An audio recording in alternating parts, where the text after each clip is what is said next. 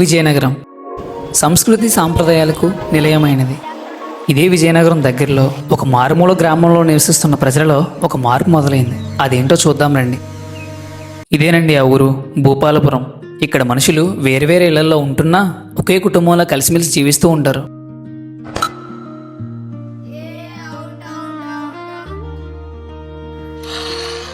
ఈయనే మా నాన్నగారు, మధ్యారావు గారు.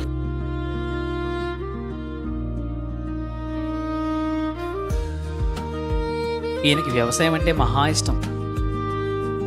మా పల్లెల్లో జీవనం చాలా సాదాసీదాగా ఉంటుంది, కానీ ప్రేమ ఆప్యాయతలు మాత్రం చాలా ఎక్కువగా ఉంటాయి. సరే, కథలోకి ముందుకెళ్ళిపోదాం రండి. ఇది మనందరి కథ, ఒక పల్లెటూరి కథ. ఒరే సత్యం, మా అబ్బాయి అని ఇలా వచ్చాడా? ఏటి మా అబ్బాయి పొద్దున్న నుంచి కనిపించలేదు, ఏం చూసావా? ఓ మీ అబ్బాయా పొద్దున్నేసి పట్నం పోయాడు ఎరిల్ షాప్కి. ఏ పాటికి వచ్చియాలే?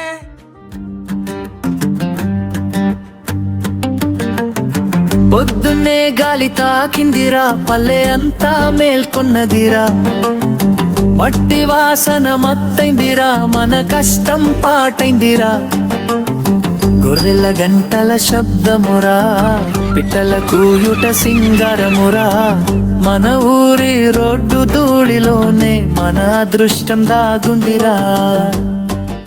రైతన్నరారా జై కొట్టురారి, చెమట చుక్కలే బంగారమురా. రైతన్నరారా నవ్వురా, పంట పండితే పల్లె పండుదురా. రైతన్నరారా జై కొట్టురారి, చెమట చుక్కలే బంగారమురా. రైతన్నరారా నవ్వురా, పంట పండితే పల్లె పండుదురా.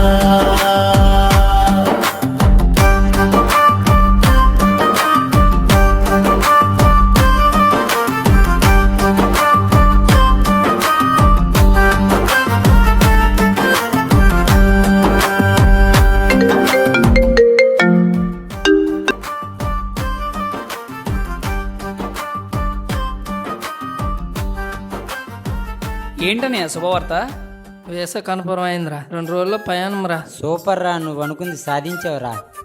అంటే అన్న మా నూరందరిలో ఫస్ట్ టైం విమానం ఎక్కబోతుంది నువ్వే అన్నమాట. అయితే అని ఈరోజు సాయంత్రం మన వాళ్ళందరికీ పార్టీ ఇచ్చేయాలి మరి. సరేరా. చాలు చాలు చాలు చాలు.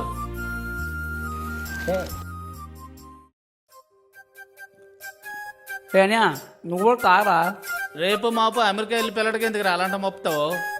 అవునరా అబ్బాయి, అమెరికాలో ఏమాత్రం శాలరీ వస్తుందిరా నీకు? సంవత్సరానికి ఎలా చూసుకున్నా 30 లక్షల దాకా వస్తుంది బాబాయ్. అంటే నెల నెలకి జీతాలు అన్నమాట. ఒరే నువ్వు ఆగరా, శబాసురా. అయితే మీ నాన్న పడే కష్టం వృధాగా పోలేదని మాట. అయితే ఇంతకీ ఎప్పుడు ప్రయాణం? ఇంకో 2 రోజుల్లో బాబాయ్.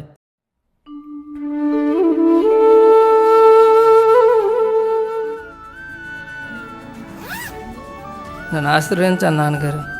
జనగారికి వెళ్ళి శ్యామింగ్ రావాలరా. సరే నాన్న. సరే బాయ్ అమ్మా. బాయ్ చిన్ను, బొమ్మలే తెస్తానమ్మా.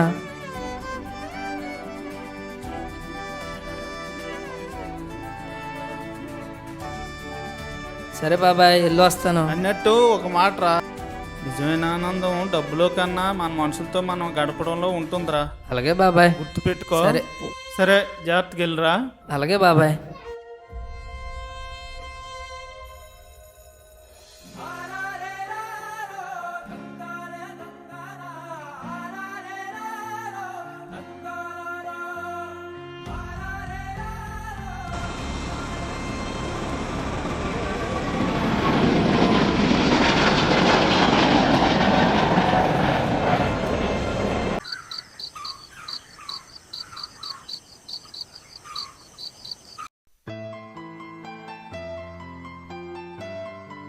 ఏంటి మరి నువ్వు మాట్లాడేది? పట్నం వెళ్ళిపోతావా? ఇప్పుడు ఇక్కడ నీకేం తక్కువైందని? ఇక్కడే ఉంటే జీవితంలో ఎదగలేము వదినా. మన జనార్దనం చూడు, అమెరికా వెళ్ళిపోయాడు. మనం మాత్రం వ్యవసాయం అంటే ఇక్కడ ఊళ్ళో ఉండిపోయాం. ఏంటండి మీరేం మాట్లాడరు? ఏం మాట్లాడమంటావు? వాడి జీవితం వాడి ఇష్టం. వెళ్ళాలంటే వెళ్ళమను. నేను మాత్రం ఊరు దాటిపోను. అదే నేను అంటున్నా, ఊరని పట్టుకొని వెళ్ళాడితే మనం కూడా ఇలానే ఉండిపోతాం. ఒకసారి మన ఇల్లు చూసారా? వాన పడితే ఎలా ఉంటుందో. మనం పట్నం పనికి పోతేనే కానీ మన జీవితాలు మారవు. అయితే ఇప్పుడు ఏమంటావురా? నేనైతే హైదరాబాద్ పనికి వెళ్ళిపోతున్నా. మీ నాతో పాటు వస్తారండి, లేదంటే ఇక్కడే ఉండండి. ఒరే చిన్నోడా, ఊరు వదిలి వెళ్ళిపోయినట్టయితే కన్నతల్లి వదిలేసి వెళ్ళిపోయినట్టేనరా. ఇకపై నీ ఇష్టం రా.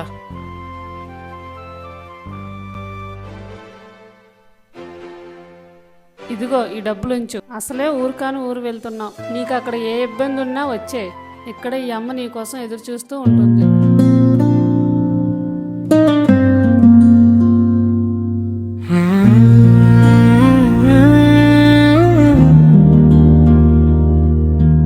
నీ మార్గం ఎటువైపు వెళ్తూ నీ గమ్యాన్ని నీ వెంటే నీ ఆలోచనలు నీ లక్ష్యాన్ని విధి రాతలో సృష్టి ఆటలో ఎటు నీ ప్రయాణం. మనిషి జీవనం మనకు తెలియదు ఎలా ఈ ప్రమాదం. నీ కలలు నింగికి తాకాలని నీ గమ్యమే నీ లక్ష్యం.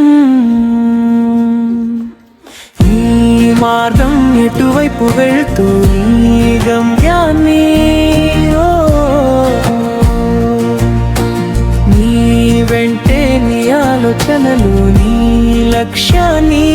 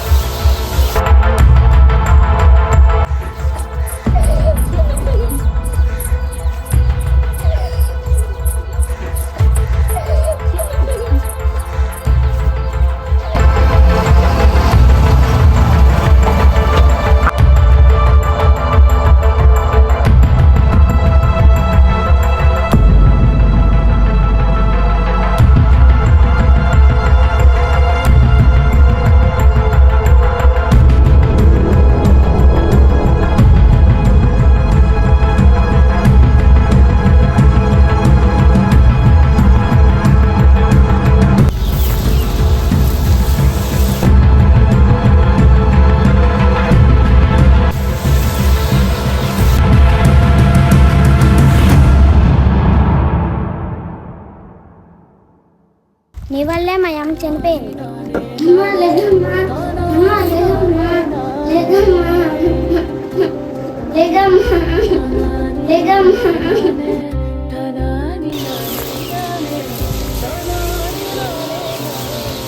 అసలు ఎందుకు మా అమ్మని చంపావు? నోరు తెరు. నాది కదా హ్యాపీది. ఆ ముక్క ముందు చెప్పాలి. బ్రషెస్ రాలేదా? సర్లే, ఎంతకేమైంది? నువ్వు చెప్తావనే కదా నీ దగ్గరికి వచ్చేది. ఓ నీయా, నీకేమైంది చెప్తాను కదా మాత్రలు ఇచ్చేది. చెప్పు. రాత్రి నుంచి ఒళ్ళు నొప్పులు డాక్టర్. సర్లే కానీ ఈ అరమాత్రలు ఉదయం ఒకటి రాత్రి ఒకటి వేసుకోండి. మరో రంగు లేదా డాక్టర్? ఓ పంచే, ఇంటికి పట్టుకెళ్ళి నీకు నచ్చిన రంగు వేసుకొని మింగే. నమస్కారం అండి డాక్టర్ గారు. నువ్వేంటి నారాయణ ఎలా వచ్చావు? ఏమైంది? డాక్టర్ గారు నాకు చిన్న డౌట్ అండి. ఏంటో అడుగు నారాయణ. మనుషులకు వచ్చిన ప్రతి రోగానికి కారణం మనం తీసుకున్న ఫుడ్డేనా డాక్టర్ గారు? ఇంచుమించు అది నిజమే నారాయణ. ఇప్పుడు తీసుకున్న ఆహారం వల్లే బ్రెయిన్ స్ట్రోక్లు, గుండె జబ్బులు, క్యాన్సర్లు వస్తున్నాయి నారాయణ. చిన్నపిల్లలకి ప్యాకెట్ ఫుడ్స్ అలవాటు చేస్తాం. ఈ బేకరీ ఐటమ్స్, జెల్లీస్, క్యాండీస్ ఇందులోనే ఆర్టిఫిషియల్ కలర్స్ కలుపుతున్నారు. అలాగే మనం తాగే కూల్ డ్రింక్స్లో ఐ షుగర్ అండ్ కలర్స్ కలుపుతున్నారు. మెయిన్గా మనం ఎరువులతో పండించిన పంటలు, రసాయనాలతో పండించిన కూరగాయలు తినడం వల్ల మనుషుల్లో రోగ నిరోధక శక్తి తగ్గుతుంది, శరీర బలాన్ని కోల్పోతుంది. అలాగే 100 సంవత్సరాలు బతకాల్సిన వాళ్ళు 40 సంవత్సరాలకే చనిపోతున్నారు. ఒకప్పుడు 125 సంవత్సరాల నుండి 100 సంవత్సరాలు బతికేవారు, కానీ ఇప్పుడు 60 సంవత్సరాలు బతకడం కష్టమైపోతుంది. మరి దీనికి ఏదైనా పరిష్కారం ఉందా డాక్టర్ గారు? ఎందుకు మార్చలేనారేనా? అప్పట్లో ప్రకృతి వ్యవసాయం చేసినట్లు ఇప్పుడు కూడా చేస్తే సరిపోతుంది. ఆ రోజే మా అన్నయ్యకి అర్థమైంది ఆయన ఎంత పెద్ద తప్పు చేస్తున్నారో అని. అప్పుడు ఆయన తీసుకున్న నిర్ణయం, కొద్ది త్వరగా పని చేయండమ్మా. చెప్పరా పెద్దోడా. నాన్న, ఈ రోజు నుంచి ప్రకృతి వ్యవసాయం చేద్దాం అనుకుంటున్నా. మంచి నిర్ణయమే తీసుకొని ఉన్నారనరా. ప్రకృతి వ్యవసాయం మనమే కాదు, మన ఊరోళ్ళు అందరి చేత చేయించాలి. రేపు మీటింగ్ పెడదాము, మాట్లాడదాం. అలాగే నాన్నగారు. మన జీవితం ప్రకృతితోనే మొదలవుతుంది. మనం తినే తిండి, పీల్చే గాలి, తాగే నీరు ఇవన్నీ ప్రకృతి నుంచి వచ్చినవి. కానీ మనం ఈ రసాయన ఎరువులతోనే ఈ నేలని నాశనం చేస్తున్నాం. అందుకనే మన రైతులందరం ప్రకృతి వ్యవసాయం చెయ్యాలి, ప్రజల ఆరోగ్యం కాపాడాలి. ఇది మన బాధ్యత. అందరికీ నమస్కారం అమ్మా. అయితే మనం ఇప్పుడు ఈ కార్యక్రమం పెట్టడానికి కారణం ఏంటంటే, పూర్వం అందరం కూడా ఎరువులు వేయకంట మంచి పంటలు పండించుకుంటారు. అదేంటంటే పూర్వం మన తాతలో, మన తండ్రులాడ అప్పుడు ఆ రోజుల్లో అందరూ ఆరోగ్యంగా ఉండరు. కానీ ఇప్పుడు ఈ యూరియా డిఏపి వాడడం వల్ల పాత పద్ధతిని మర్చిపోయారు. మనకి కోట్లు కాదండి ముందు ముఖ్యం, మనకు కావాల్సింది మెయిన్ ఆరోగ్యం. అందరూ ఆరోగ్యంగా ఉండాలి. అందరూ ఆరోగ్యంగా ఉండాలంటే మనం ఎరువులు వేయకన్నా, ఏ రసాయనాలు వాడకన్నా వ్యవసాయం చేయాలి. మనం ఈ గుండ్లు పిండ్లు వేయకన్నా, పురుగు మందులు వేయకన్నా పూర్వం పద్ధతిలో వ్యవసాయం చేయాలి. అలా చేయడం వల్ల మన ఆరోగ్యానికి మంచిది. మనకి ప్రతి ఒక్కరికి భూములు ఉన్నాయి. ఒకవేళ బహుశా ఎవరికి లేవు అనుకోండి, ఏదో కారణం వల్ల ఎవరి దగ్గర శిస్తుకో బాగానకో చేసుకున్న వాళ్ళు కూడా ఉన్నారు. ఇది మన అందరికీ తెలిసిన విషయమే. ఇప్పటికీ కూడా ఎరువు లేకుండా పంటలు పండిన పంటలు బోల్డ్ ఉన్నాయి. ఇప్పుడు ఉలవసేన ఉంది, దానికి మనం ఎరువు వేయలేదు. మినపసేని, పెసరసేని అయితే ఇప్పుడు కొన్ని న్యాచురల్గా కొన్ని మందులు, అంటే మందు అయినా కొడతాను, లేదంటే ఊరియా వేస్తాను, కానీ అవి కూడా వేయకంటుంటే అవి ఆర్గానిక్ పంటలే, ప్రకృతి పంటలే.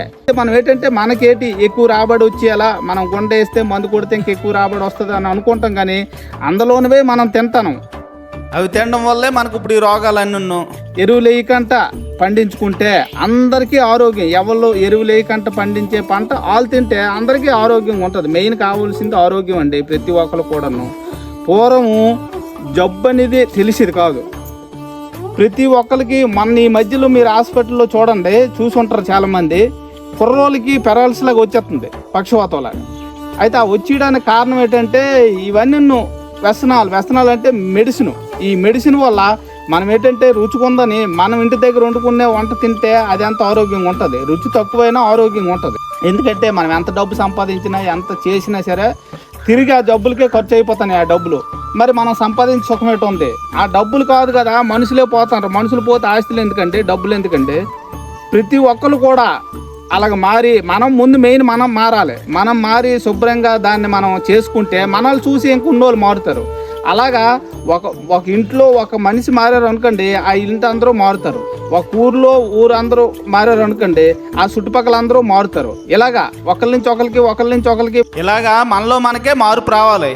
అలాగనే ముందు ఏంటంటే మన ఆరోగ్యం గురించి ఇక్కడ ఏటి లేదు, ఎవరి స్వార్థం ఏటి లేదు. అందరూ ఆరోగ్యమైన పంట మన చేతిలో ఉన్న పని. అది మనం పండించుకొని ఎరువులు వేయకుండా మనం తినడానికి వరకు పండించుకొని తింటే అది అలవాటైతే ఆటోమేటిక్గా మనకు పండుతుంది. అందు గురించి మనకు కావాల్సింది ఏంటంటే ప్రత్యేకించి దీని గురించి అందరూ కూడా మారి, ప్రతి ఒక్కరు భూములు లేని వాళ్ళు ఉన్నారు.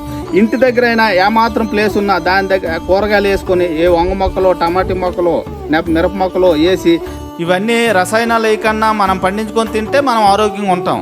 నాకు ఈ సమయం ఇచ్చిన మీ అందరికీ కూడా నా ధన్యవాదాలు.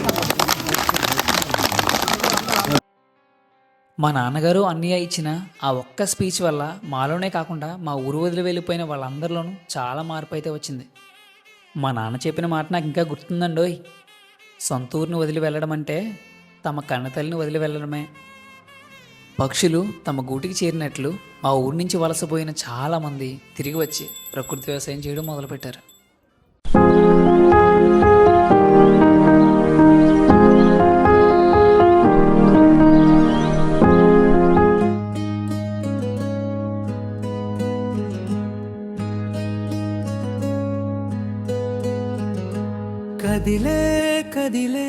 ప్రకృతి వడిలో కలిసి కదిలే మనందరి కలలు గమ్యాన్ని సాగించు గగనానికి తాకి నీ మార్గం సాగించు లక్ష్యాన్ని చేరి ప్రకృతి సాగు మన అందరి బాధ్యత ముందుకు సాగు కదిలే కదిలే ప్రకృతి వడిలో కలిసి కదిలే మన అందరి కలలు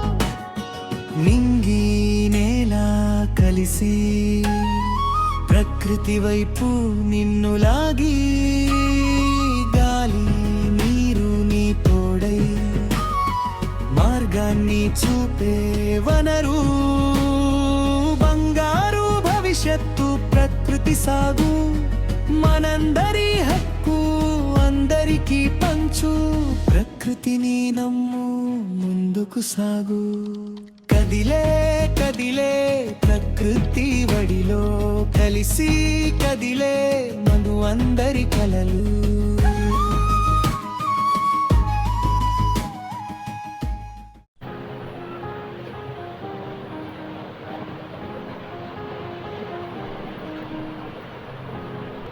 ఒక మామ గురించి అల్లుడు ఎంత చక్కగా చెప్పాడు. అలాగే అల్లుడు గురించి మామ ఎంత చక్కగా చెప్పాడు కదా. అదనపు కట్నం కోసం మామని వేధిస్తూ భార్యని వేధిస్తూ అనేక వార్తలు వింటున్నాం మనం. అలాంటిది ఎంత చక్కగా మాట్లాడాడమో. దాంట్లో అమాయకం ఉంది, దాంట్లో ఒక ప్రేమ ఉన్నది, ఒక ఆదరణ ఉంది, అన్ని కలిపి మాట్లాడాడు ఆయన. చాలా బాగా మాట్లాడాడు. ఇలాంటి వాటి కోసం ఈ సభ కదా. మీరు ఏం పండించినా సరే ఆ పంటని సత్యనారాయణ గారు ఉన్నారు ఇక్కడ, తులసి ఆర్గానిక్స్ చలపతి గారు, వాళ్ళ నెంబర్లు ఉంది. ఆ నెంబర్ నేను ఇస్తాను, నా నెంబర్ కూడా ఇస్తాను. మీ ఊర్లో 20 మంది ఏది పండించినా దాన్ని మనం అక్కడే లోకల్ గా మార్కెట్ తీసుకెళ్తాం. లాస్ట్లీ నాకు అవ్వకపోతే ఎక్కడ అమ్ముదామని నేను చూస్తాను. నా నెంబర్ కూడా ఇస్తాను. Thank you. నమస్తే.